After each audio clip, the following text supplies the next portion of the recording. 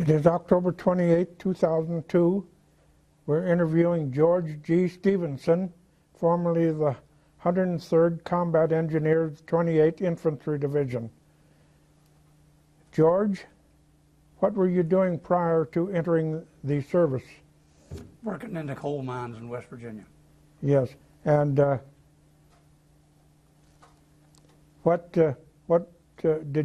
you drafted or did you enlist? No, I joined in 1941.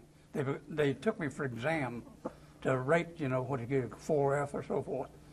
And while they were doing the exam, I went downstairs to the recruiting station. I just signed for the regular Army. Joined the regular Army. And where did you go for basic training? Louisiana. Well, when I signed up, they gave me a ticket, Greyhound bus to Cincinnati, Ohio, to there in Kentucky with the recruiting station right across the river from Cincinnati. Okay. And you went to Cincinnati, and what happened there? Well, they kept shipping them out, and they wouldn't take me. They were trying to keep me there. They put me on post guard, you know. I'm walking out front, raising and lowering the flag and doing all that saluting. Okay. And I fouled up out there. So you finally left Cincinnati. Where'd you go from there? Went to Camp Livingston, Louisiana. Camp Livingston, Louisiana. That's near Alexandria. And there's where you learned how to march and shoot and that sort of thing with the... Well, they put me in a tank destroyer outfit, and then people didn't speak English.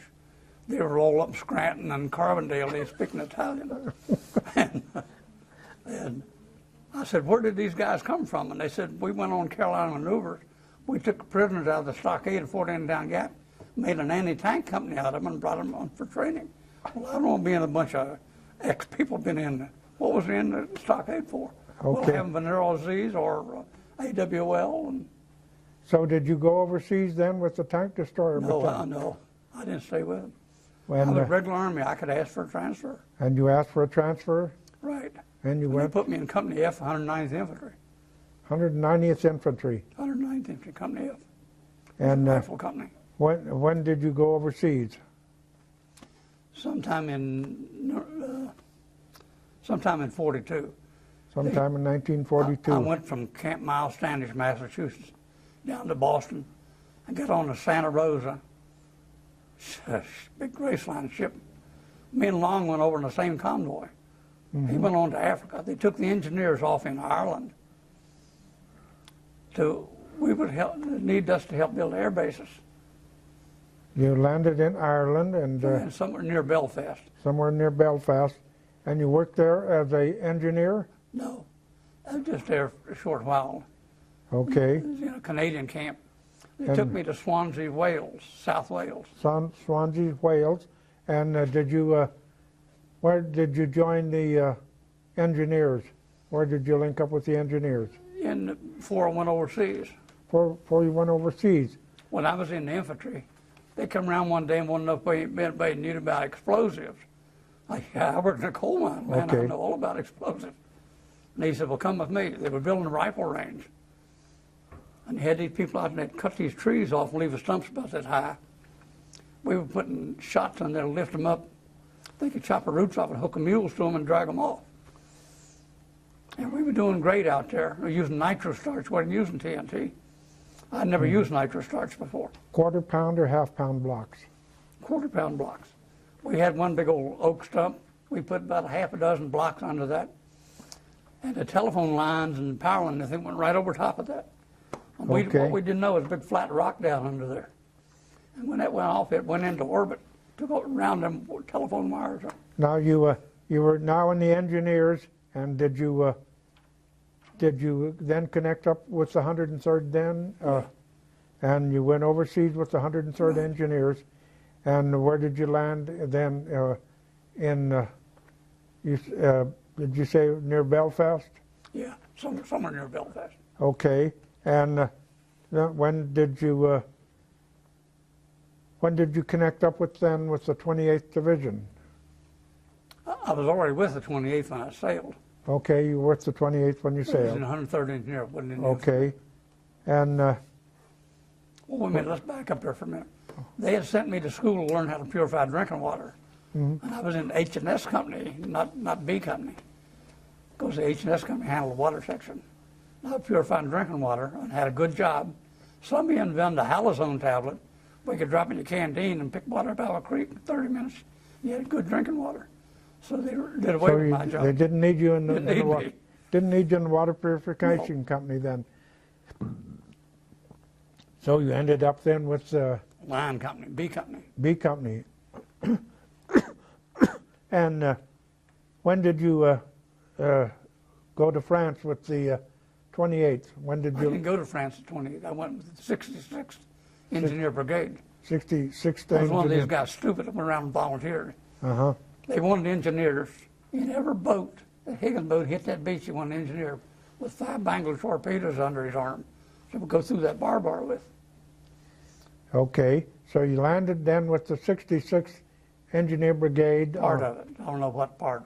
What day was that you landed in France? Well, let's see. When the D-Day on June the 6th, it must have been about the 8th. I was about the 15th or 18th wave it hit that beach. No, I didn't go to Omaha Beach. I was between Omaha and Utah. Okay. The boat got crippled on the way in.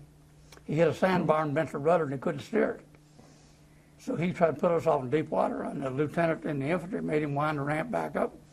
And a patrol boat came along and a pointed bow on it, radio patrol boat. They tied a rope onto it, took us right up to the shore. We walked right off on dry land.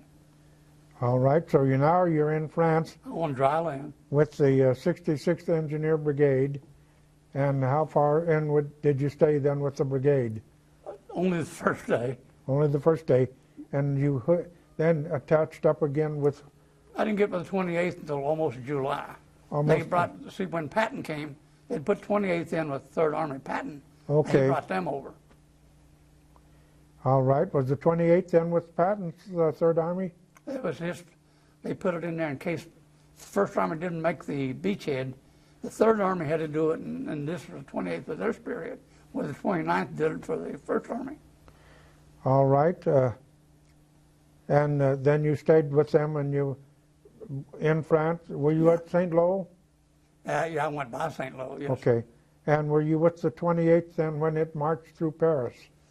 Well, there's a little confusion there somewhere because we were up at Versailles Palace, camped overnight, and they come around and I got back to the bivouac area. The first sergeant said, go down to the truck and get your cleanest uniform. We're going to parade in Paris tomorrow. I said, you must have gone off your deep end, you know. No, we're going to parade. I believe that was the 28th of August, Something, yeah, I got it in the book. 1944. Yeah. Well, anyhow. Then you went General through... Bradley chose us as the division to represent the American Army because Bradley was our original division commander. Mm-hmm. So he was in the 82nd. When they went airborne, he was too old to be airborne. So they put him over to Camp Livingston, head of the 28th. Our general was named Garcia Ord from Pennsylvania, and they sent him home, put General Bradley in charge. You now marched through Paris now, and... I didn't march through Paris. I rode in a half-track. In a half-track, okay. Then the division swung north, and how come you were at up near Bastogne? Well, I was way ahead of Bastogne. We didn't go through that way. We went up to Belgium. Last place I can remember is Neufchâteau. And we went through Belgium and rode up into the Hurricane Forest. Okay. Elsenborn Ridge and Hurricane Forest. We was up in there. All right. I can't tell you where we were at. And what, this is now late December or middle December 1940? No, this is in September. September. We're in the Siegfried Line. Okay. We was the first unit into the Siegfried Line. Okay, Siegfried Line. You've taken the Siegfried Line, and now what happens? Well, this was a volunteer deal. They couldn't get the tanks through the Dragon's Teeth. You know, Dragon's Teeth this high made out. Right. Okay, you know what they are. So they had a volunteer come ask for volunteers to go blow the Dragon's Teeth. Each man carried a 25-pound bag of TNT. And we went up there and they gave everybody a bronze star that did that. And I didn't get one because I wasn't there when they gave them out. But they blew those Dragon's Teeth. And that was my first encounter with the Siegfried Line. Mm-hmm. Then after that, every time the infantry would capture a pillbox, we would go up and go in the pillbox and blow the embrasure out. So if they recaptured, they couldn't use it because it's all open here. We could use it for a forward command post or a first aid station. We utilized them, you know, because it was great big old pillboxes. All right, and now where are you on the 16th of December, 1944?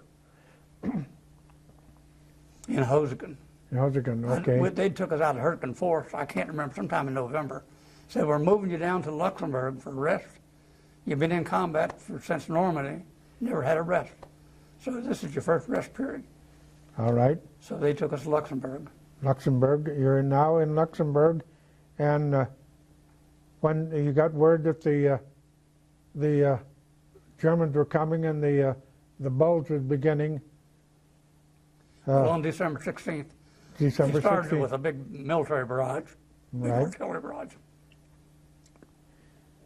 And what happened then with the 103rd Engineers? Well, the company commander, they knocked out part of our trucks. He was going to put 20 men on each truck. We're going back and join our outfit in Wilts. See, our battalion's back in Wilts. We're up there, we're supposed to be keeping the roads open for supply trucks. You know, got trucks with blades on the front of them pushing snow. Then when that thing broke, half hour after that barrage, well, the infantry captain, Fiker, came and he told our company commander, he said, don't leave us, you know, because we've had a field day. We done killed over 50 Germans. Only had about 3 casualties. So the company commander, we got a big 700 channel radio going. We're talking to headquarters. Then the corps commander came on and told us we couldn't leave. You're under somebody else's command. So we had way above basic ammunition. Do you want me to tell you about all that ammunition? Yes, and did the infantry people then take your ammunition? You shared your ammunition? We gave them 3,000 rounds of 50 and 3,000 rounds of 30 right out of our supply trucks, and it didn't hurt us. We had plenty. In Normandy, I'm walking down the road sweeping for landmines. A woman came out of a house, said, the 2 of your airplanes land back in my field. And one of them's upside down, P-47s. Well, P-47 had 8 50 caliber machine guns on it. And when you lift up, you had a pin went through, set into a block, and had a pin went through there. Had a Carter key went in this end. That's what locked it in place. Airplane fired electronically. They pushed a button. 50 caliber gun had a button on each side, and you put your thumbs against it in the grip and push down on the button with your thumbs. That's why you fired it. But that was done electrical in there. You took the ammunition and out We took all the ammunition, those 850 calibers, took 30 calibers off the trucks, but all 50 calibers on all our trucks. We had 11 50 caliber machine guns. Mm-hmm. Okay. Now what happens? Well, this airplane ammunition was like what we had. All we had was ball ammunition and tracer. They had incendiary and a whole bunch of other stuff we didn't have. And there's one on in links. Mm-hmm. When the shell fired, the link fell off, you know, out of the airplane. Right. Ours was in canvas belts. You had to put them through canvas belts. Mm-hmm. We had all that link ammunition. Okay. Now what happens when you stayed with the infantry, or you stayed there with the ammunition that you had left, and what happens then? Well, a guy came to us. The company commander, he was the second lieutenant in charge of the water section when I was going to school. So we had a kind of a little thing, you know. We knew each other a long time ago. He said, Steve, take a detail down to the end of town. As far as I know, I'm still a PMC. He said, take it and secure that end of town. So we went down, and 7 engineers, and a guy came and joined us from the infantry, H Company, Heavy Weapons, H Company, 110th Infantry. And he said, I need one of you to come help me ferry the base plate to this mortar. Well, a base plate to an 81 millimeter mortar is a pretty big piece of steel. So I went with him, helped drag the 81 mortar over there to the barn, and we set it up. Set the 50 caliber upon a pipe mount, like we used to shoot at airplanes with. Mm-hmm. But sandbags around, the trucks were full of sandbags. So we packed sandbags around the 50 caliber. And he set up his aiming stake out there in the yard. You know, you have to name it more. Right. And we're all getting, I have to carry the shells, and them big old shells in them cases, heavy stuff.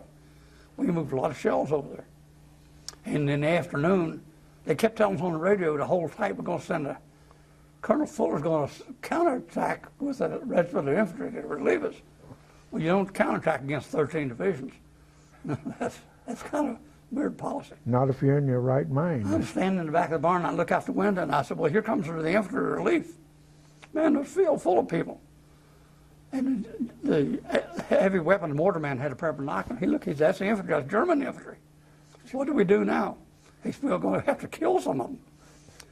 And looking at them from, like, say, we were 35, 40 yards from the barn before we really realized who they were. They looked like about 15-year-old kids. I couldn't believe that they had that young people in the Army. They did. Okay, and now what happens? Well, there's two windows in the barn right at ground level. We're down here at ground level, two windows. Me and this guy from Kentucky King, we took the upper window, and two of other guys took the other window. We took our M1 rifles and hold them up, keep the muzzle back in so the flash don't show outside. You know, and shoot until a clip jumped out. We shoot 8 times. And those kids come across the field, just aim at their stomach anywhere here. You know, all you're trying to do is stop them. I guess they probably wounded a lot, I don't know. But we'd aim and shoot, and after they found out they were getting knocked off, they all run the barn. And the guy with the mortar threw a big 81 mortar on that barn. They run back out in the field and piled into a big straw stack out in the field, a haystack. He laid one on that haystack, and there wasn't many of them left. 81 mortar is a big shell. The same bursting radius as a 155 howitzer. They were strewing all over the field from that haystack. And just then looked up, and the 3 Tiger tanks pulled up on top of the hill looking at us. They had come across the river from I can't remember the name of it. There was only one bridge would carry tanks, and that was right there where we were at. And the lead tank pulled down here by the barn, and I saw a puff of smoke. I knew he had fired and heard a shell go through upstairs, but it didn't explode. It was armor piercing.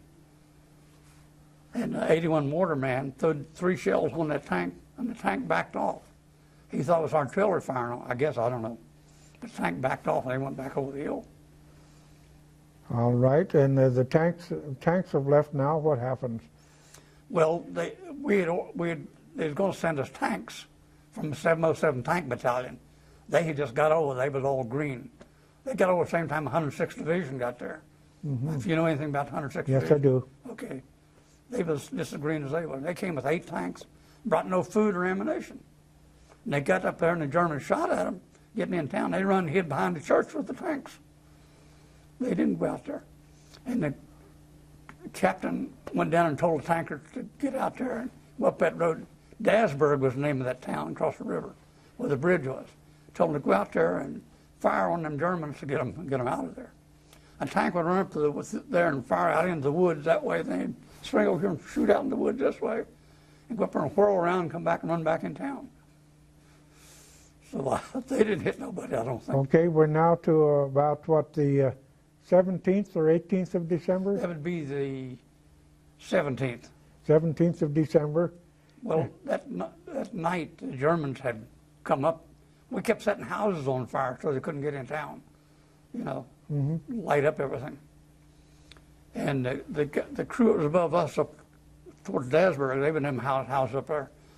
They hollered all night at the Germans. They'd holler, lousy crowd, swine. And the old German hollered, lousy Amerikanischer swine. You know, the chatter going on all night. Okay, and now we're to about the 18th of December. What's happening? 18th, the lieutenant came and he said, you can fire the 50 caliber. We couldn't fire the 50 caliber before. We'd give our position away. Wagon trains going by just in the road, you know, horses and wagons hauling supplies. So they put 500 rounds of ammunition out of that airplane ammunition into that wagon train. They would load with artillery shells. Best aerial display firework I ever seen. Man, I hear them Germans cussing and cutting them horses loose from the wagon going down the road. That's right. I remember the Germans used the horse-drawn wagons for their train. And most of them people were Russians who were driving them wagons. Right. We captured one in Normandy. First prisoner we captured had slant eyes. I thought we'd captured a Japanese. When I looked at him, he came out of the French house and surrendered. We called for an interpreter. We had a guy named Leander Fruin who was supposed to interview him, you know, in German. And he couldn't talk to him. Okay. Now, to go back to the 18th of December in Luxembourg, now what's happening? You fired the 50 We calibers. fired that wagon train, you know, and set off all that explosion and everything. And no help ever came. Never got no help. And on the radio, we were running out of ammunition after 3 days. And when you ain't had no food, no hot food or nothing for 3 days, you get kind of numb. You don't care what happens. You reach a point where you don't really care. Okay, and now, Well, the company commander and the infantry company commander got together, and they decided there's no way we can get out. You know, they're bringing tanks in all around, surround the town with tanks. Well, they can shoot the whole town down with them tanks. So the company commander, the two company commanders, walked out of town to meet the Germans to surrender. And they brought the Germans back in town with them. And they told us to assemble all the Americans into the church. You know, we destroyed our M1 rifle, all the stuff. And we walked out of the church with the hands on the steel helmets. all right, and then what happened? You come out of the church, what happens then? Well, we were out here in the street, and we had guys could talk to the German. They'd tell us what they wanted us to do. But in the meantime, some more guys came in different uniforms from the green uniform, you know, the Wehrmacht uniform. They were SS, had them little silver S's on their collar. They were Piper's SS men. Mm-hmm. They turned us over to them. And they marched us down over hill into a field, and had a truck set up here with a machine gun in the back of it on this side, and one over here.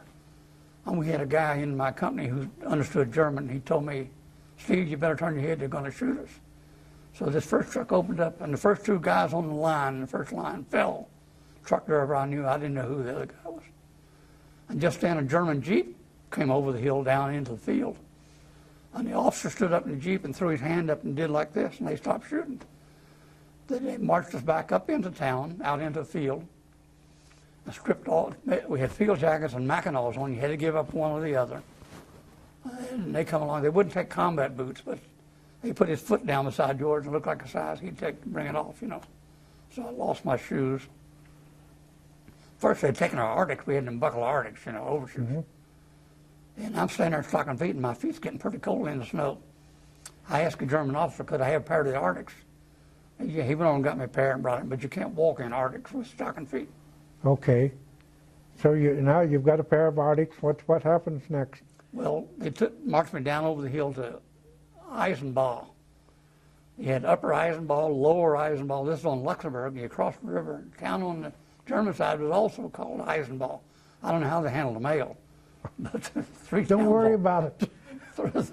Three towns all had the same name: Upper, Lower Eisenbahn, and Eisenbahn. Well, they took us, put us in a church, and locked the door. Had the guard sitting up in the balcony. We spent the night sitting in the church pews, you know, mm-hmm. leaning the heads on each other's shoulders. And then the next morning they came with the details to take us back into Germany. All right. And next day you were in Germany then? No, we was across the river just in Germany. We wasn't back in it. We was going toward Bitburg. Bitburg, okay. And how long did you stay in Bitburg? Well, this before we got to Bitburg, we were marching, and they told us they were going to feed us. They put us out in the field, and they were supposed to have some wagon come bread and cheese, you know, to feed us. Meantime, here come about 8 American P-47s, and about 8 Focke-Wulf 190 jumped them right over the field. The American P-47 dropped, they had wing tanks on, you know. They dropped them wing tanks, and they all went after one another. They shot down every one of the American planes, Germans did. And coming down, shooting the plane coming down, they was using 20 millimeter, and when they hit the ground, they exploded. They wounded 11 of our guys who were prisoners. My buddy got a piece of shrapnel big as a quarter right here in his hip from that 20 millimeter. We're all crippled up, you know, the ones that got wounded. Of course, the German medics, I think, helped them. Then they marched us till dark, and we were back in Bitburg. Did you ever get any bread and cheese? Not that day. Okay. All right, now we're we're the 18th, 19th of December? I guess about the 19th. 19th of December, 1944. And where do you go from there? Well, the old barracks had been bombed. They bombed, even knocked all the windows out of the hospital. Americans, you know, bombing a rail yard in Bitburg. Right. That was British, that was a German's railhead coming out of Germany. And about 4 o'clock in the evening, they were going to feed us. And here come a flight of B-26s, and they did bombed everything. I was in a barracks, and we was going, had a bed fixed and all ready to go to bed. We all took out and got in the trenches, where to get an air raid shelter. And when we got back, a bomb had come right down through the building, went through the ground, right where we were at. I thought it was a big piece of frozen earth that come up, from the explosion gone, but it was a shell down in there. Or a small, about a 200, I guess they had 500-pound GP bombs and 250s. I think it probably had 250. Okay, now did they keep you there at Bitburg to get on the road? Well, we're there at the barracks, and here come a German running down the street, hollering and screaming at us in German. Got a Luger in his hand. He's only got one arm. His arm is cut off here. Got a brown, he was SA, brown shirt. Right. You know what I'm talking about, okay? Yeah. He's waving that Luger, and he's motioning us to come with him. He takes us in town. We're digging people out of basements. We're up there, and we're digging. He's hollering, Mach Schnell, and all that stuff. I don't know what he's saying, but we kept digging. We finally got some people out of a basement. Faster. Yeah. And I thought sure he was going to shoot somebody the way he was screaming and carrying on. All Germans have to get right in your face and holler at the top of the voice. Spit sauerkraut all over you. Okay. And so did you stay there in Bitburg then? Yeah, we stayed there till the next day. What happened the next day? Well, they came around and the people didn't have shoes.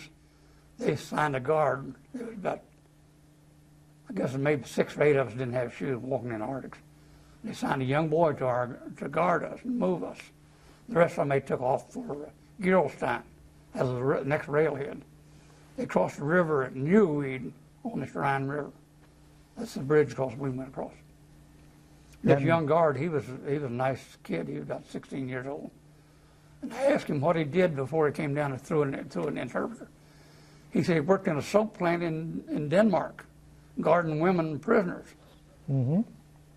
And, in the course of the conversation, he said he'd walk down there at night checking on them, and they'd try to grab him and pull them into the cubicles. Young boy. He said in a year's time, I fathered over 500 babies. There's only 365 days a year. Whether he's bragging, I don't know. Where's that kid at today? Okay, now after you, what he was in charge of you while you had the Arctics on. He was having a heck of a time struggling along. He liked us. I carried his pack for him. Now you mentioned that sometime in the past you finally got some straw to put in your Arctics. Yeah, past the straw. So I stuffed them Arctics with straw. And about a couple of days later, they brought the Air Force man. He had the boots on his shoulder. Mm-hmm. He'd been shot down. And I asked him about the boots. He said, "Do you need them?"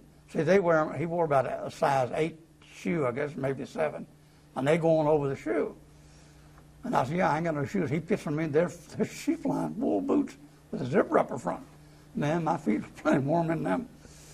Okay, so now you finally leave this area, Bitburg, and where did they finally put you on the trains to go to the prison camps? Christmas Day at Gerolstein. Gerolstein, okay. The 26th or 25th. And we left there on the 26th. How many of you were there then that got on the train that day? Well, they had already loaded a whole bunch, and the P-38s came and strafed the rail yard, killed a lot of our prisoners already in the boxcar. The Germans left them locked in the boxcar; they couldn't get out. Mm-hmm. So they put us in a warehouse, and I went up on the top floor and found me a corner. I'm going to lay down and sleep, at night. They gave me 3 crackers and a little round wheel of cheese. It looked like yellow cheese, and I broke it open. It had cottage cheese inside of it. I'd never seen anything like that. That was my Christmas dinner. Mm-hmm. So I'm up there at the corner sitting, and I hear this big boom out back. They had bombed the rail yard and dropped a delayed action bomb right back of the building. Mm-hmm. They was there about noon, and that bomb didn't go off till after 4 o'clock. And here come the ceiling down. I threw myself across the floor. My feet sticking up, your feet sticking up, your toes facing the floor.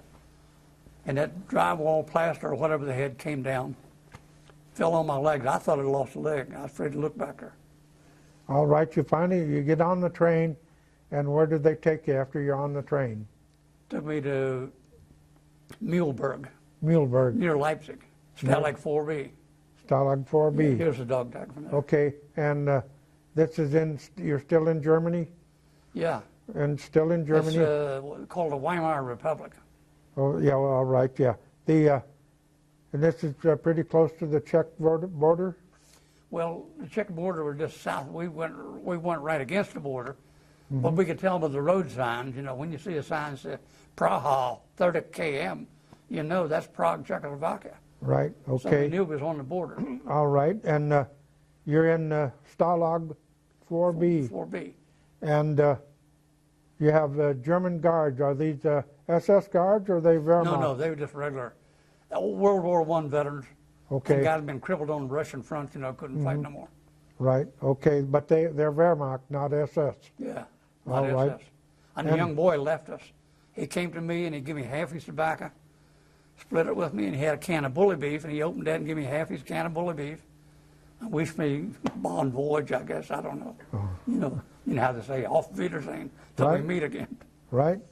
I don't know where he Okay. went. That took him back to the front lines, I guess. Now you're in Camp 4B, and who's in 4B with you? What, these are all Americans or they're, No, there was all kinds, all different nationalities. right? It was a big camp. And I'm sitting out front. I went through the search barracks. I had a Walton pocket watch, and I took it and took a safety pin and pinned it in the crotch of my pants. They didn't find it. So got to the search barracks. I saw a guy coming out that I knew, so I slipped him my watch to keep till I could go in and come back out. I went back and stood on a bench. A German officer came and sat down by me. And he spoke English, and he said, you know, the International Red Cross won't let your people know for about 3 months. He said, I got some French postcards. If you'll fill it out with the name of your nearest living relative and address, I'll mail it for you. Just don't tell them anything. Just tell them you're in Germany. You're okay. And you can request food, you know, or whatever. Right. So I filled it out, and my wife has it at home. It's mailed from Geneva, Switzerland. Right, that would be the collecting point. All right, now you're in 4B, and what's life like in 4B? Well, I didn't stay there but 2 days. 2 days. Yeah, and I'm sitting there watching, and I thought they'd captured the American Navy. Here come all these guys marching in blue uniforms with gold stripes on them and everything. And I asked a German officer, who are these people? He said, the Danish police force. The Danish police force had pondered an uprising or something, you know. They rounded them all up and brought them to the Stalag. Okay.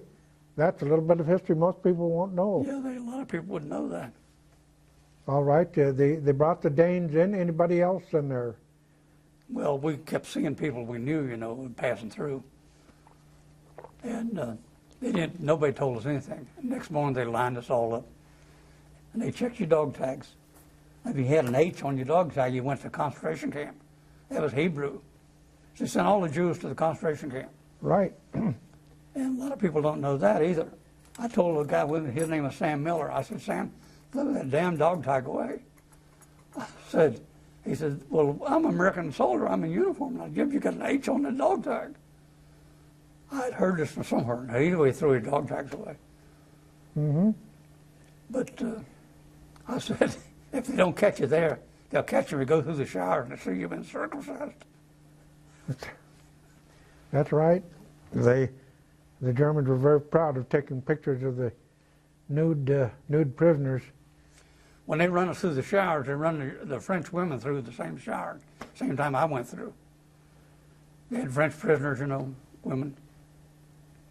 Where was that young German boy you had? Yeah, he done gone back to the front lines. I think he may have been exaggerating, but you can never tell. He said he was on guard duty. He'd walk down through that soap plant at night and checking the stall, make sure everybody was in the bunk.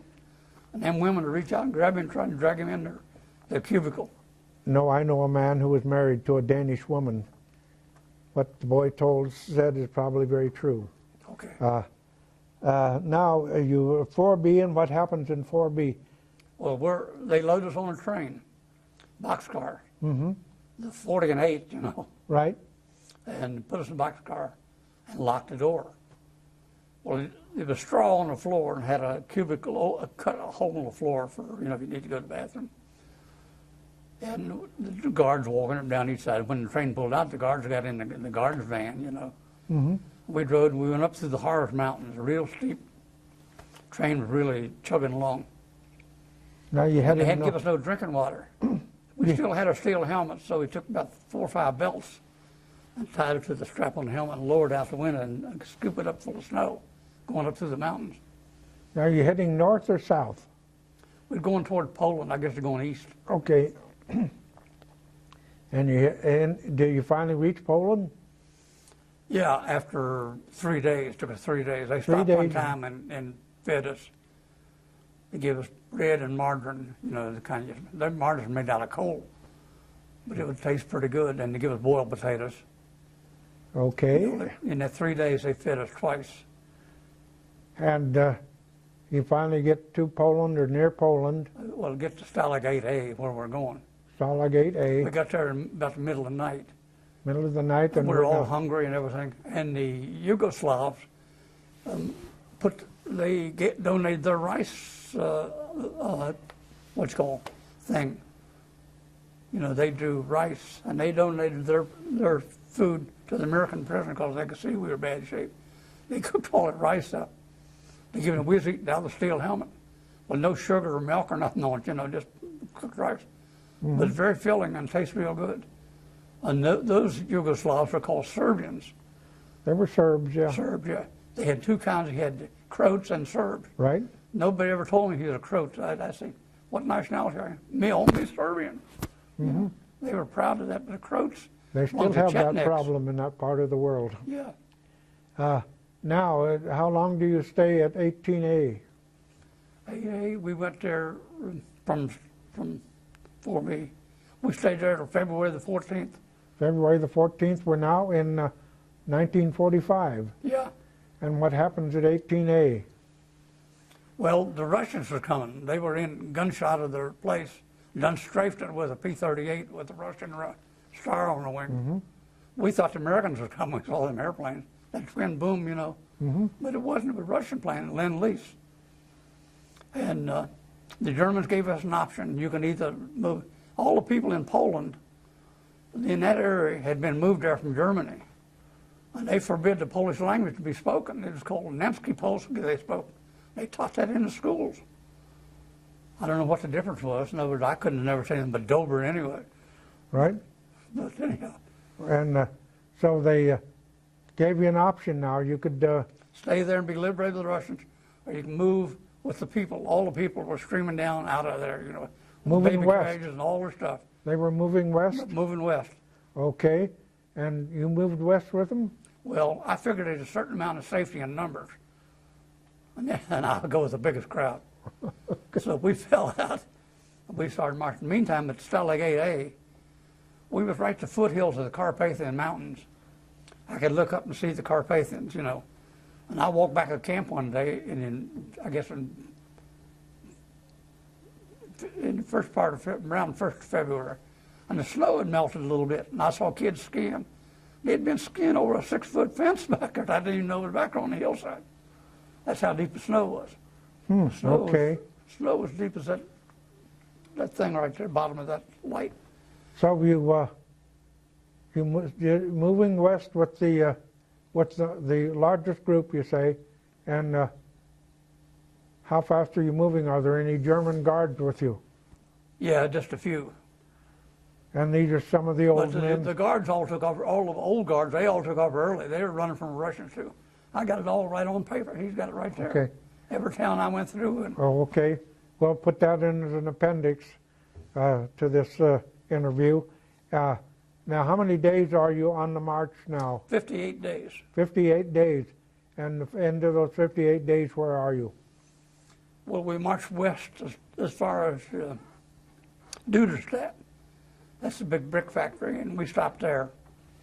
And the colonel, or whatever our German officer, I don't know what his rank was, and he's riding on a wagon, you know, with supplies. And we're going to go north. You can stay at Duderstadt, or we're going on. They're Americans are already crossing the Rhine, and so I went with the biggest group. We went north. We went to Braunschweig. We call it Brunswick. But they call it Braunschweig. And they put us in the Gestapo barracks in Braunschweig. Right. You were still prisoner, though. Well, this German officer in charge of our group, Had two brothers in America. Had one in Fort Bragg, North Carolina, and one in Camp Shelby, Mississippi. As Who'd been prisoners. captured in Africa. Okay. So you're in Braunschweig, and what happens now? Well, they were trying to fix up a railroad yard. They didn't bomb the railroad yard. And they come around and wanted to know if anybody knew how to work, do track work. And of course, I had to throw my hand up. I figured anytime I work, I'm going to get a little extra food. So I went with them down and try to patch the track up. They do everything, Germans do everything backwards, They're jumping rails off a flat car, They didn't do that in America before World War II. They was ahead of that game. And now they're making you work. You're a non-commissioned officer. You're not. Well, I volunteered. Okay, you volunteered. And at noontime, they gave me a big meal, and here come the American bombers again. They ran us all in a big air raid shelter. And these German guards were whipping a Russian prisoner. And some of the German civilians went over and reprimanded them for it, and they ran him out in the air raid, chased him out of the air raid shelter, right out in the middle of the air raid. They're a pretty mean bunch of people. Right, okay. So now you worked on the railroad, and what happens after that? You get a big meal? We go back to the barracks, and next morning we heard the airplanes coming in. And the German officer said, I'm going to take you out. He'd been in touch with the people in Brunswick, and they're going to defend this town.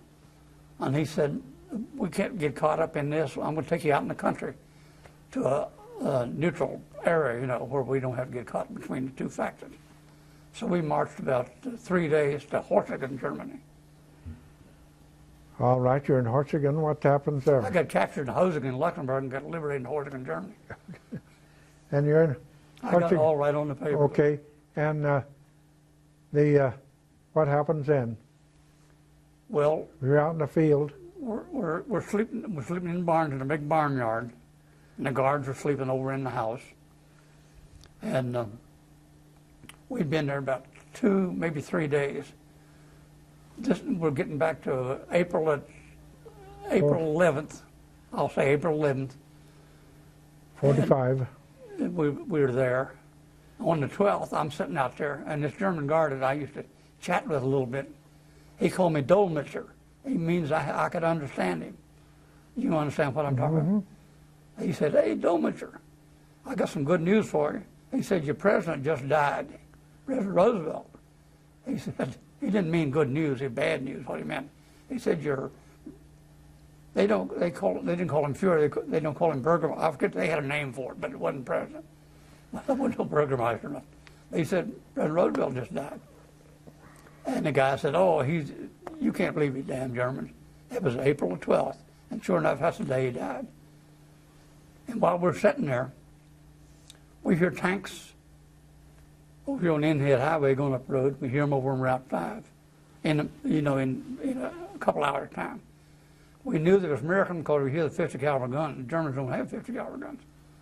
And this Yugoslav that stayed with us, he said, I can get through the German lines. He had ID. He worked for the Germans, one of them slave laborers. Right, yeah. Yeah. A Serb. And he said, how do I know an officer? And I said, he's got a gold bar, he's a lieutenant. He's got a white bar, lieutenant. 2 bars, captain. He's got a star, he's a general. He left, and it was just getting dusk when he took off. He didn't get back till about midnight, and he came in the barn. He hollered upstairs at me. He said, midnight, he said, I met a American officer with 2 stars on his shoulder, and he had 50 tanks. And he said, I told him you all are here, 200 Kriegskampfhandlern, and he said he'd be here tomorrow, Morgen Mittag, to relieve you. And the guy said, what's he talking about? And I said, tomorrow noon we're going to get liberated. They said, oh, you can't. I said, well, I believe him. Next day at 12 o'clock, here come 8 tanks and an M8 recon car, the armored car. They didn't have no guns. They had 1 carbine extra. They give it to the master sergeant. But he said, we can't stay with you. The war's still going on. The war didn't end until May the 8th. They're still fighting the Germans. He said, we can't stay with you. All we can do is liberate you. We're going to give you guns, and you'll hold this town. Take about 3 days for the Bavarian to come. Said there's an armory right down the street. German armory, there'd been a camp, went down, broke it open. Everybody got him a gun. I wound up with an Italian carbine, like with a folding bayonet. Mannlicher carbine? Mannlicher Carcano. Yeah. Same one the black shirts carried. I saw in, like Mussolini's black shirts carried that little short carbine with a folding bayonet. I still got it at home. You could buy them used. They'd only been dropped once. Yeah. It's the same caliber that killed President Kennedy. Right. They were very potent because they had armor. All right, you're out of there now, and what happens now? Well, we had to take care of the guards. We moved them across the street and put them in another barn. We had 3 guards that we had to get rid of. One of them was he was a Polak. He handled the 2 dogs. When you failed to come out of the barn, when he hollered Mock Schnell in the morning, you know, Rouse met him, you know. Yeah. He sent the dogs on you. So he was marked, and we had one had an emblem on his jacket here from a Russian campaign. It looked like a 39 Buick emblem, so we named him Buick. We had another guy, he's an Oberfeldwebel, and he wore a Luger. We called him Pistol Pete.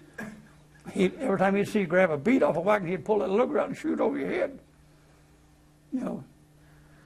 So we took them across the road. I wasn't involved in this now.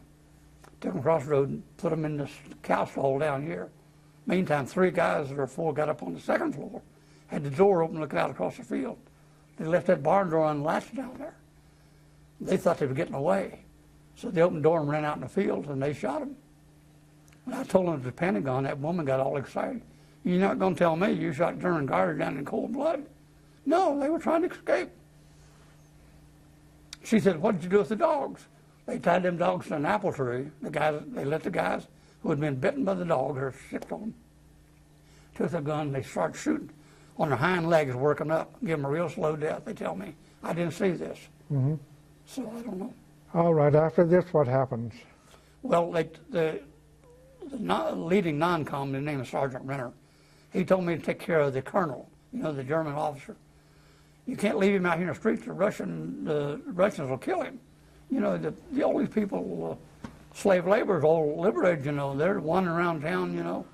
And the women were grabbing them German women, took them out in the street and took their clothes off of them, taking their clothes away from them because they were wearing old rags, you know, and old coffee sacks or whatever. And we're in charge of the town. So I took the colonel down to, or whatever his rank was, down to the Burgermeister's house, put him up on the 2nd floor, and went in the lady's house and told her that he was to stay there.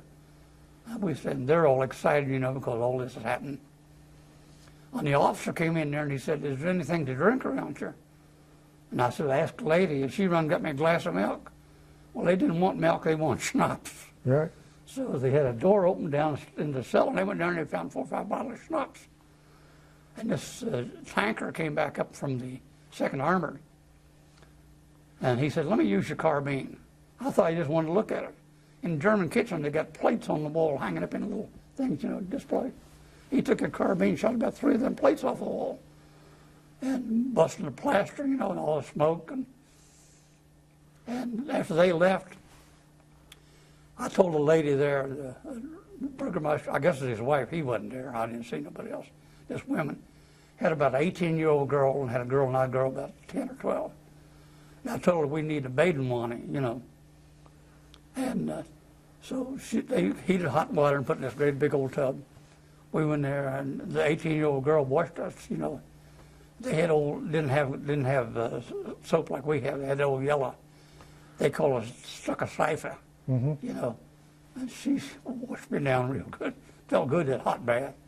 And I went in, I'm going to sleep on the couch. I told my buddy, you sleep near the bottom of the stairway so nobody can go upstairs, nobody can come down.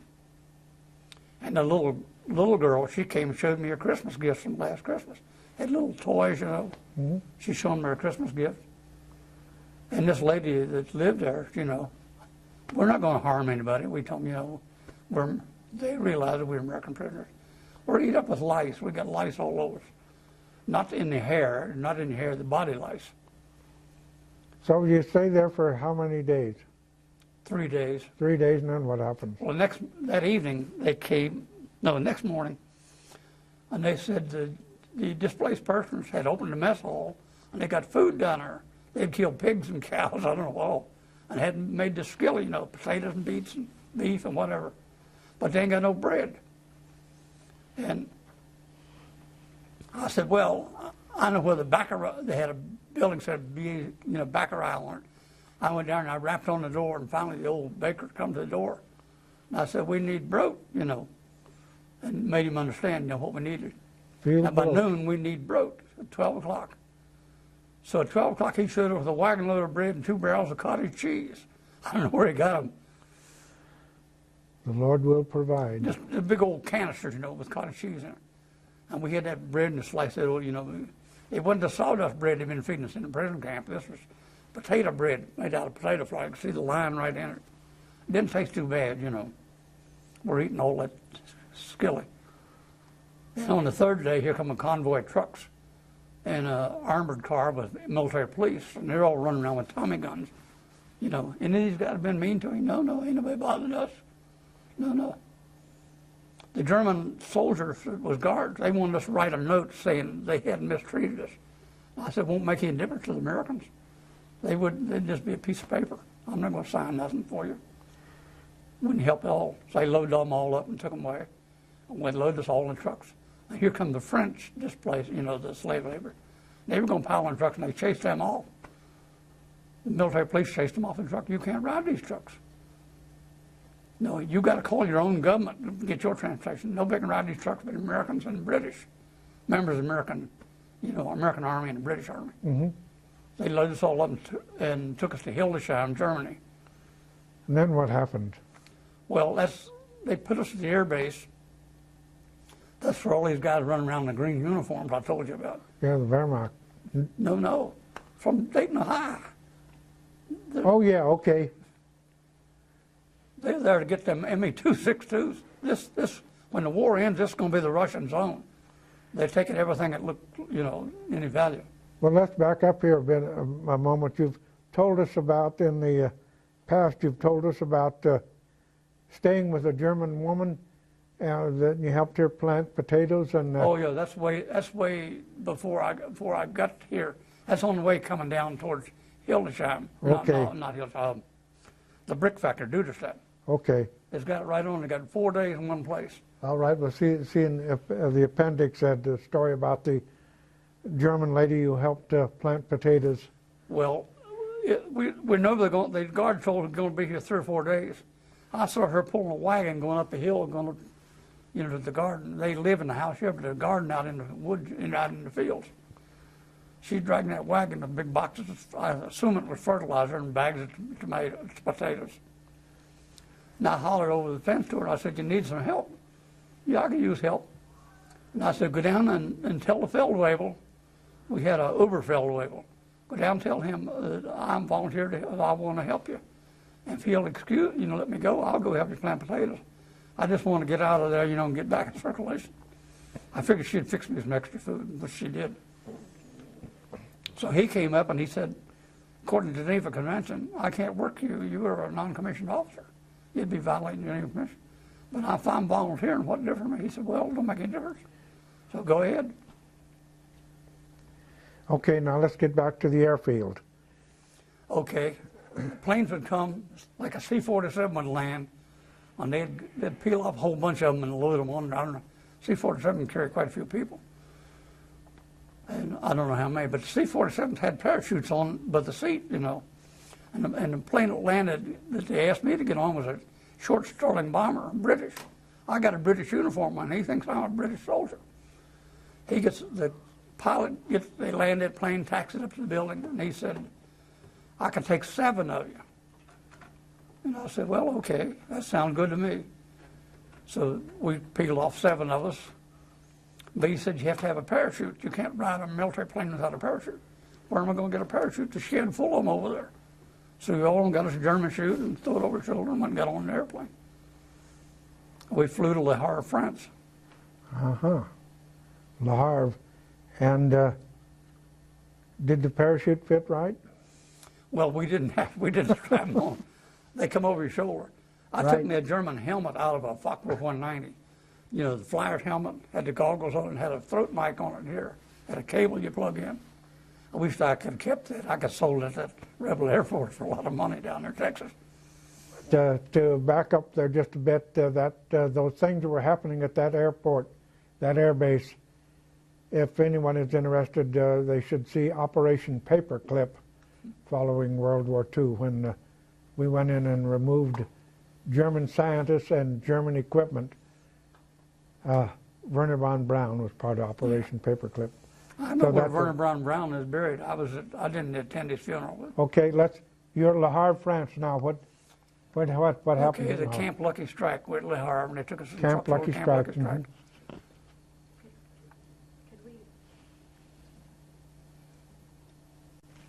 Okay.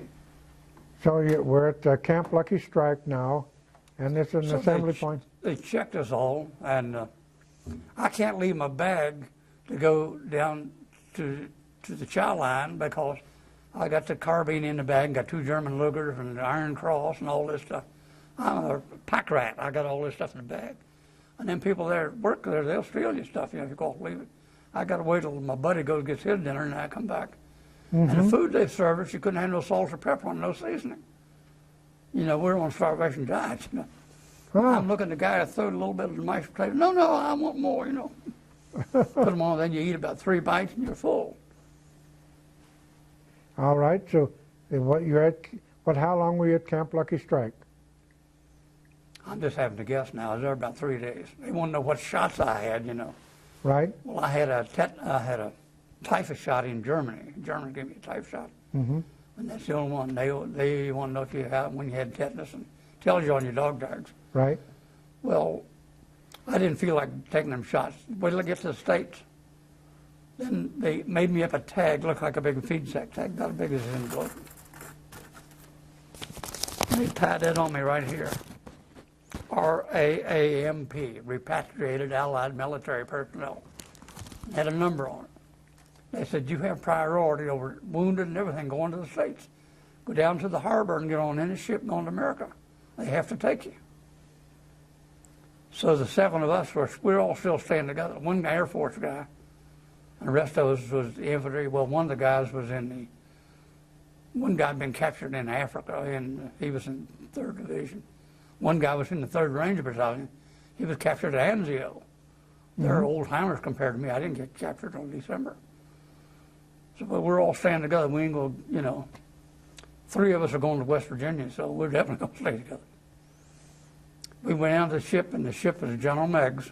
I can remember the name of the ship. Mm-hmm. And had an officer of the deck sitting up here at a table. And walked up to the ship, and I saluted the back end, and I saluted him. And he welcomed me aboard. And I opened the chain and got on the boat, walked over the table, and he signed us in. He said, then the captain will come and give you a little talk. So when the captain came, he said, I know you people are weak and you've been prisoner of war for quite so long time, But he said, I'm having trouble with this ship. I'm operating this ship. It's owned by the Army, leased to the Navy, and manned by the Coast Guard. One of them 3-way deals. I had never heard anything like that. Well, wasn't in the Navy either. So we started listening. He said, any of us able to work, I'd like for you to give us a hand, And I got up and I saw where the galley was. I hid down the galley. That's where I saw the guy making ice cream. And I'm going to help him make ice cream if I'm going to work. So you're on the Meigs now, and how long were you aboard the Meigs? Well, we walked back to the back seat where they had floater nets back there. I had a movie screen up. They're going to have movies in the evening. And all these French sailors were sitting back there in them seats.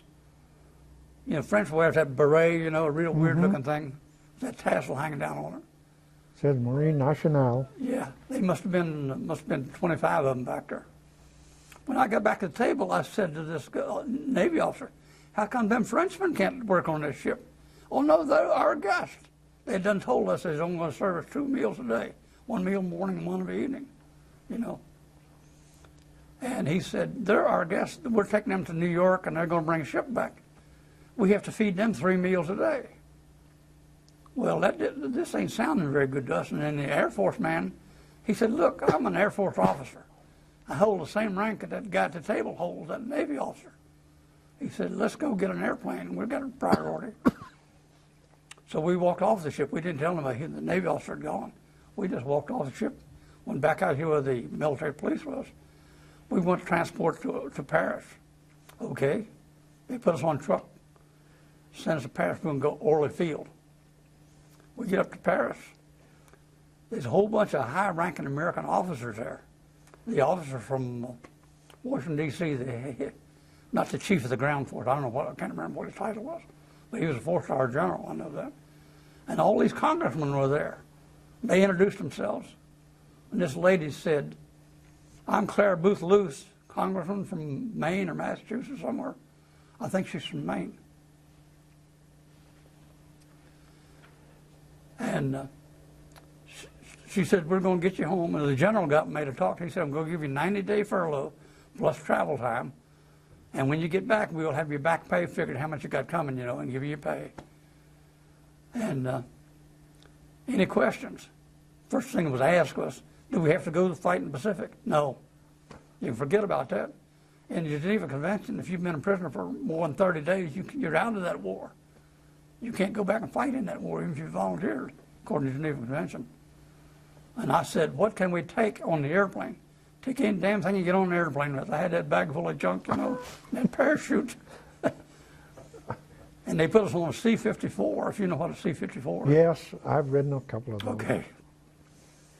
And it throbs and carries on. And they had a bunch of mail bags laying in the back of the beyond where the last seat was. And we took off, and I thought, I'll go back and lay in the mail bags and take a nap.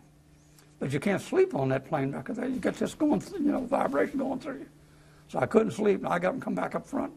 And the co-pilot said, you want to sit in my seat? Put the headphones on and listen to BBC in London. We're flying down over Italy somewhere, we don't know.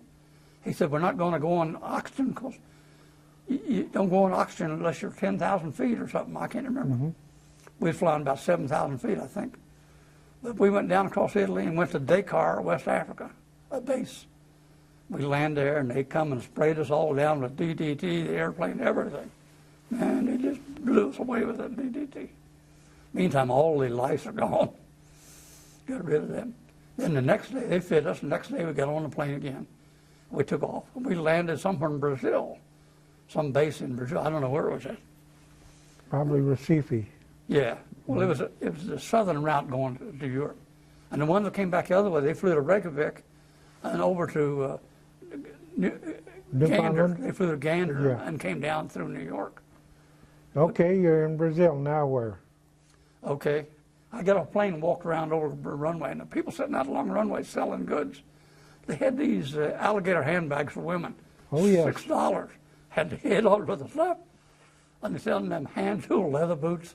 All I got there, about $30 worth of German script in my pocket. Well, they'd taken my money, and give me a receipt. I ain't got no money. I can't buy nothing. I'd love to buy my wife one of them pretty handbags, but I can't buy anything. Put us back on the plane, and we landed in Langley Field, Virginia. Oh, okay. Then they loaded us on the bus and took us to Camp Patrick Henry, if you know where that is. Yes. Now, where were you supposed to go if you'd stayed aboard the Megs? What would have happened? It's supposed to land in New York at 92nd Street Pier. They sent my Pier wife a 92. telegram. Know it well, yes. So did they give any indication that, did they notify your families that you would be coming into that New York pier? They sent her a telegram, Sent her a telegram. She's expecting you to be at the Pier 92, New York now. On May the 3rd, I think. May the 3rd. And I may still have it at home, I don't know. And you've arrived now. I'm already back in the States. You're back in the States. I got down there to Langley Field, and the wax come on to carry my bag off. They Well, helped me off there the you plane, go. which was good. Felt good to have somebody help me. I kept the parachute. I went over to the Railway Express station and sent it home to my dad's address. The parachute and the bag. About that much of the carbine was sticking out of the bag. And I put a lock on it. You had a, your thing went around the bag, and you had to put a lock on it. I had somebody give me a lock, and I put a lock on it. Okay, now you're at Camp Patrick Henry. Jack Henry. And the colonel met us at the gate. He said, now look, we got a big problem. This camp is run by German POWs. And you all are just here from Germany. And whatever you do, malice towards the Germans, don't do anything while you're here. If you do, it'll take me off the promotion list. Wait till you get to Milwaukee, huh? He'll pick me off the promotion. I think that's what he said, I'm not sure. Okay. Well, we ain't going to do anything. I got this iron cross around my neck and had one of the Lugers on my hip and a German paratrooper knife hanging on my belt. Them Germans all looking at us, you know. Man, they waiting on us, giving us the red carpet treatment of feeding us, you know. You want more milk or anything, you know. We can't eat a decent meal. Your stomach's still too short. So they lined us up out front. And they said, where are you going? And I said, I'm from West Virginia. Get in that group over there. Okay. Where are you going? The boy told me, Kentucky, get in that group over there. The guy was with me. They kept separating my group. And I got thinking, my wife's in Washington, D.C. And I held my hand up, you know, speaking. I said, I got to go to Washington, D.C. Well, get in this group over here. The group is sent to Fort Meade, Maryland. So I went over and got in this group and wound up in Fort Meade. Okay. Now, how long is it before you make contact with your wife? Well, the next day, I went down to well, I guess the first sergeant of the barracks or whatever, told him I had to go to Washington on leave. And he said, well, you just sign out and tell them where you're going. You don't need a pass, because we had the ID they give us in Europe. He said, you don't need a pass. Or the bus load, and you get on the bus going to Washington, and it takes you right to 12th and New York Avenue. That's a bus station. Yeah. So we got over in Washington. I couldn't remember her address. See, I hadn't written to her since November. Isn't that convenient? Doesn't remember his wife's address. Well, we weren't allowed to keep it. When we got we got an envelope here. When we read it, we had to tear it up. You couldn't be in combat with any identification. Even you had baby pictures. They had to take them out of your wallet and throw them away. You had to make your last will and testament. Okay, you finally find your wife's address. Well, no, it come to me. The military police kept harassing me. I had a great big envelope, big as that thing, full of papers. Delay en route, if you know what a delay en route is. Yeah, oh yes. 90 days. I'm supposed to report to Iceville, North Carolina for rehabilitation. Iceville Biltmore Hotel at the end of 90 days. I said, well, that's way up the end of July. This is only April. I got a lot of time. But every time the military police stopped me, I had this cab driver trying to help me find my wife. He'd been in the 112th Infantry and got wounded in Normandy. And they shipped him home on a medical discharge. He was driving a cab. He said, it ain't going to cost you anything. I'm going to see that you do anything I can for you. And he said, let's go up to the Army Navy store and get your ribbons, and they'll quit harassing you. We got no stripes, got nothing, just the old summer uniform, you know. Had them old combat boots with the rough side leather out. We looked like recruits, sure enough. And we go up to 10th Street. There was an Army Navy store on 10th Street. And I get up there, went in and showed the man my papers. He went back and filled me out a big ribbon about that long. 4 battle stars, 2 Purple Hearts, and all this stuff. And I can't remember all that. Well, he can identify them. I can identify. No, you can identify them. You knew all of them, but I didn't know what he gave me. He said, but I can't sew your stripes on. Our seamstress goes home at 4 o'clock, but you come after 8 o'clock in the morning, we put your stripes on, I had a T4. And I said, well, as far as I'm concerned, I'm just still a PFC. I never did have no stripes on before. So I'll just take a PFC stripe. So we're sitting outside the store and talking to the cab driver. I'm lost. Then they come to me, I saw the door, which said 5:30. Up on the square on the light said 10th Street. I said, Christ, this is where my wife lives, 530 10th Street. He said, she couldn't live here, this is industrial area. So, commercial area, Right. He said, can you remember what was built after 530 10th Street, what it said? And I said, SW. He said, that's 530 10th Street Southwest. Get in a cab. Down the street we went and pulled up in front of a big white apartment building, and I walked in. There was her name on the mailbox, along with 2 other girls. Had the 2 guys with me, going to West Virginia with me. If we couldn't find her, I was going to plan on getting on George Washington and ride to West Virginia next morning. Well, anyhow, after I got the name, I walked upstairs, rapped on the door, She came to her to take the chain off the door, and she looked out, said, oh, it's you.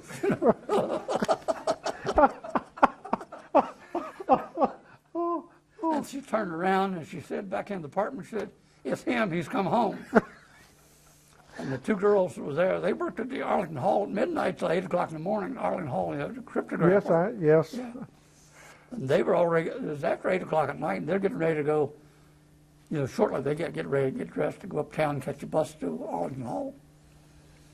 And I told her, I said, I got two guys with me down in the cab. Well, bring them on up too, And I said, the cab driver's waiting for us because he had found his place up on Massachusetts Avenue where they put soldiers up overnight for $1.50, Yes, I know what's happening. Army sailors, Marines. Across from the post office, the old post office. Yeah, okay. Stayed there a couple of nights myself. So he's going to stick us up there.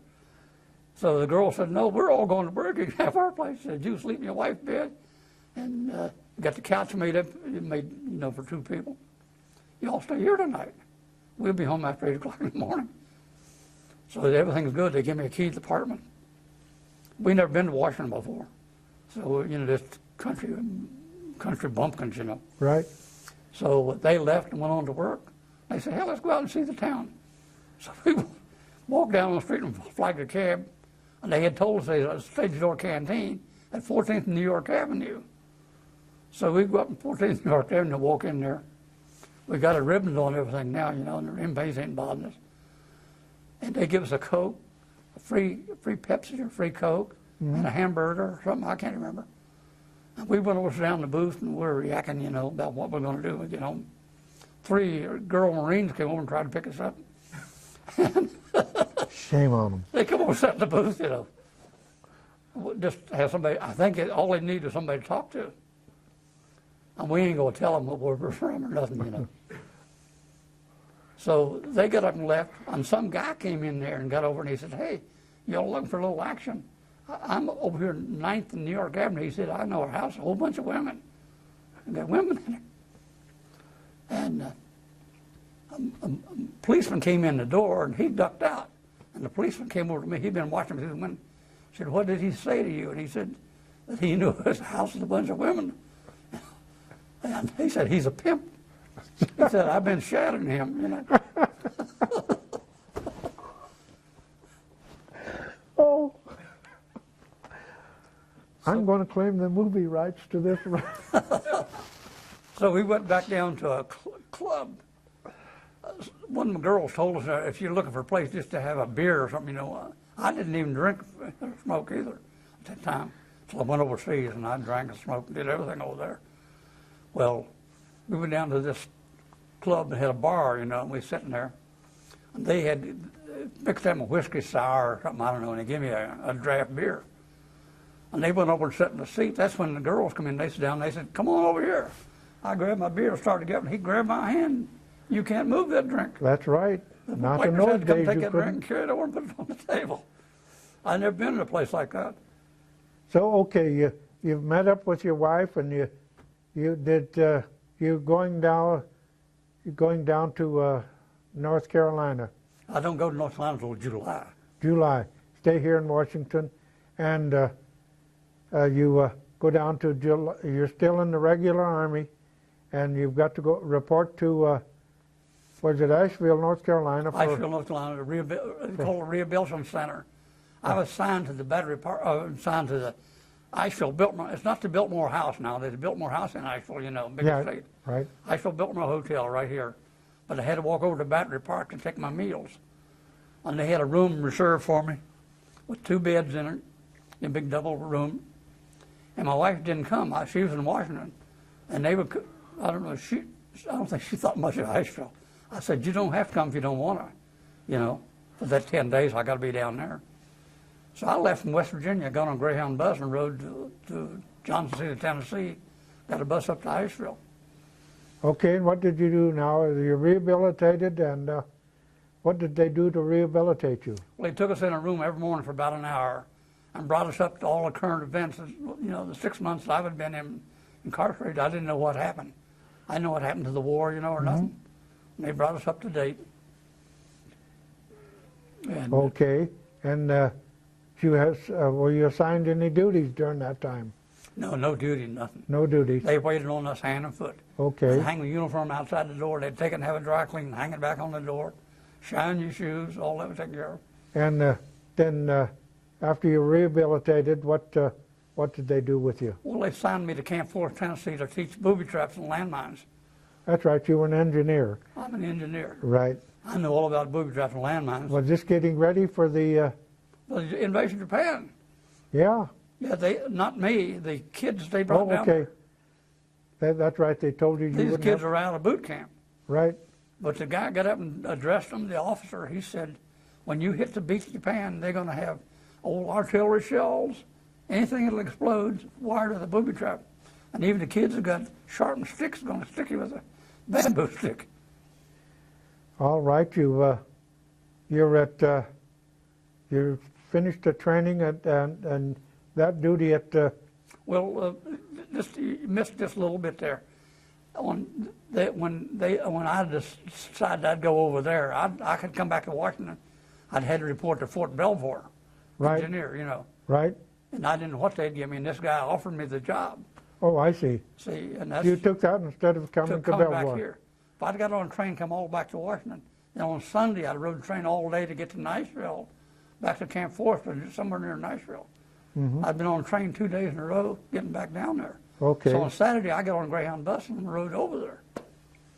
Now, what happens when you finally finish training the people down in North Carolina or Asheville?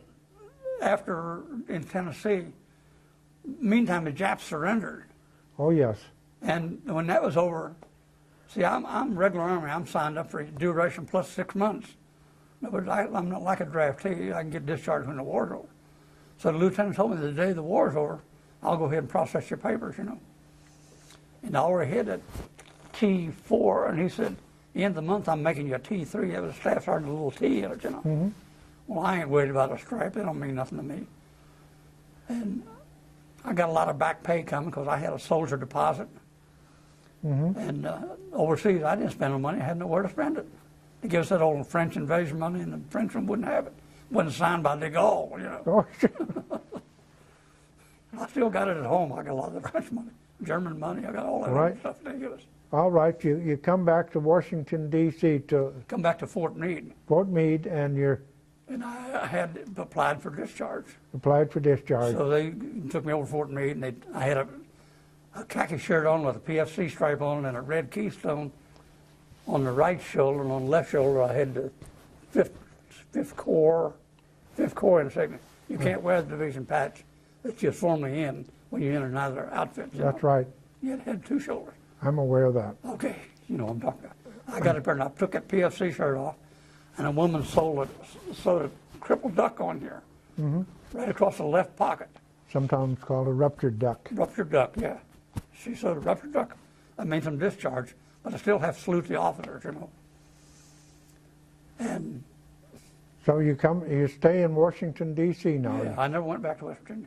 because your wife was still here working. She was working for Army out at Arlington Hall. Okay, we know what was going on at Arlington Hall in those days.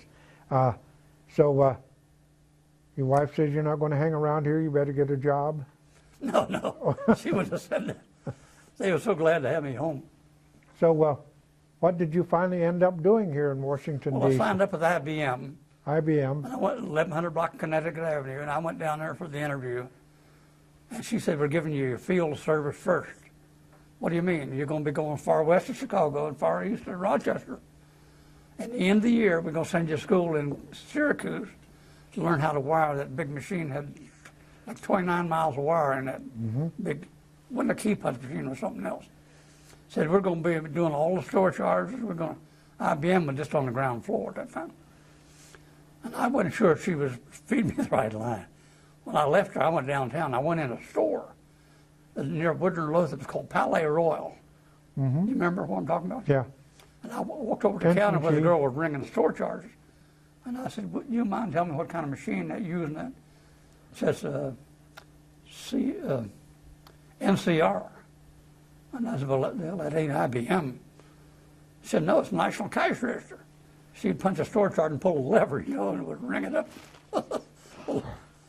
And it was NCR, it wasn't IBM. And I wasn't too I'd been gone for 3 years overseas. I don't want to be wandering around back and forth, kind of sleeping in flea bag hotels and so forth. So it would have been a good job, evidently, because there would have been a big future there. So you told IBM no, and Well, I just told her I'd give it consideration. I'd call her back if I wanted a job. And I asked them where the city waterworks was. They said Dale Carley Place out in northwest Washington. Okay, so they said you can catch a streetcar, number 20, Cabin John. It'll take you right to Dale Carley. So I'm at Dale Carley, and I walked over to the plant gate and talked to the guard, and I said, I came here to see the manager of the plant. I'm a trained water purification man, you know. So they took him up to his office. His name was Carl J. Lauder, big German name, and he's got a big table.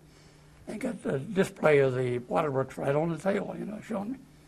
He said, I'll hire you in a minute, but he said, you move up awful slow. You'll be here 10 years before you'll be making any money. You know?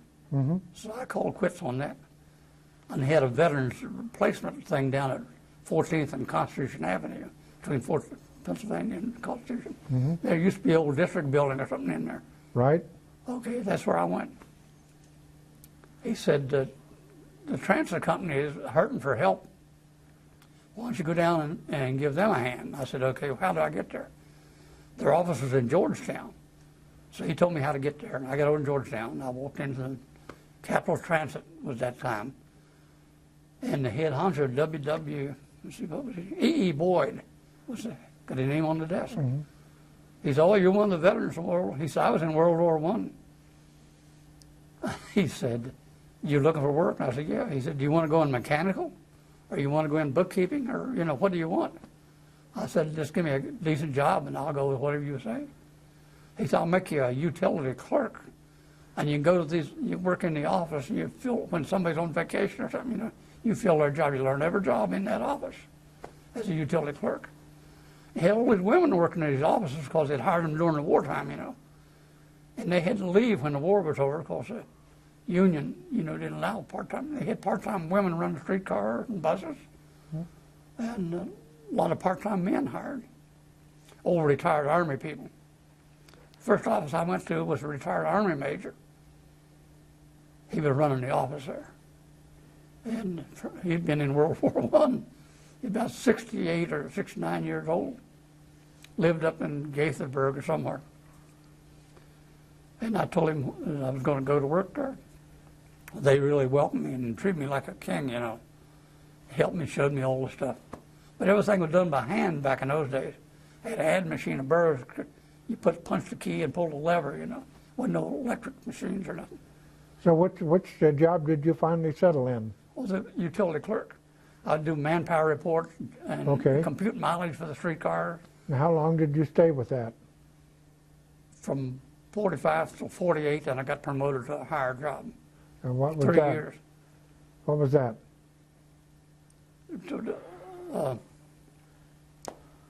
Office manager. Office manager, Yeah. okay. And how long were you then as an officer manager?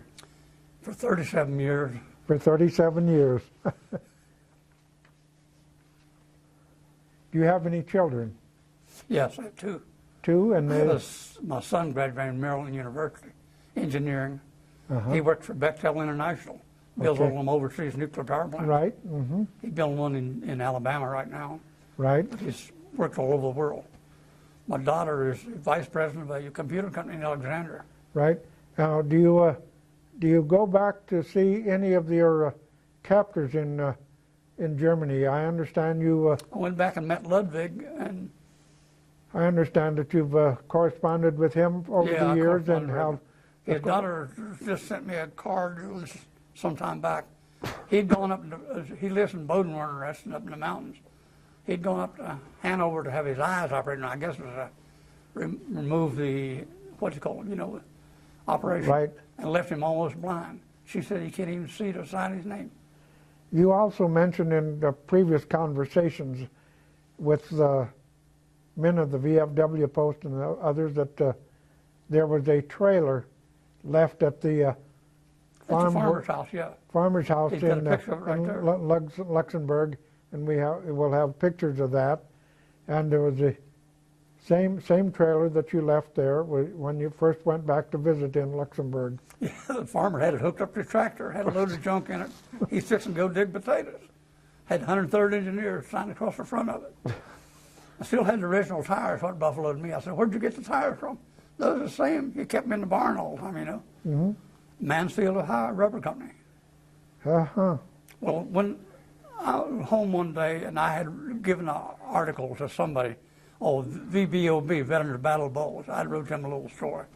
They published a magazine around there at Brinkley, and I was around one day, and I saw the guy in there, and I said, "Who y'all write for?" VBOB, and I said, "I'm a member." They took a story from me, and they published it in the paper, the little old thing that I give them, you know. And I get a letter from Luxembourg, Gene Malemeister. And my wife thought it was one of my old girlfriends. Gene Malemeister. Who is this? I don't know. So I asked his letter. He's I'm vice president of SEBA. SEBA is a Benelux nation. That's what his pen is for. See, it's a Benelux nation. Okay. Luxembourg, Belgium, and Holland. And he pinned that pen on me. He said, "You don't pay for no museums nowhere over here as long as you wear that pen." And he said, "Do you think he'd come back to Luxembourg?" "I don't know." He said, "Well, I'm going to, he's going down to Kentucky to be at a reunion of the 10th Armored Division in Louisville, Kentucky, and I won't be here if you're coming, you know." But he said, Camille Kahn will be, he's president, Camille Kahn. So Camille Kahn wrote me a letter, asked me what I thought about coming back to Luxembourg, and I said, I was real frank. I said, "I always dreamed of coming back to Luxembourg, but I was afraid to come back because we burnt those houses, you know, and tortured us." And I got a copy of his letter, and you ought to read what he said. Who started the war, you know? When I got over with all them people that built them houses back and everything, I said, "Boy, you all spent a lot of money. Didn't cost a penny. We built the German government for all of it." I got a picture of the guy, the farmer, I was shooting Germans out of his barn in his basement, showing the gun barrels to hold the beams up. One off an American tank. Did I show you the picture? It's in the thing there. Took a Tiger tank gun barrel and put that in, an American Sherman over here. Put a beam across his basement, a big old steel beam like a bridge beam, held up with those two German gun barrels. I thought that was kind of unique. Yes. When he found out I had fought there, he got all excited. He forgot about digging them days. He shut the tractor off, went in the house and brought his wife out, introduced her, and we went in the house. She had a table covered with all kind of fancy goodies. Okay, we're going to wrap this up. It's been a real pleasure talking to you, George, and I've enjoyed interviewing you very much. I run my mouth too much. Not any more than I do. And these two will swear to it. Very good, golly, that was...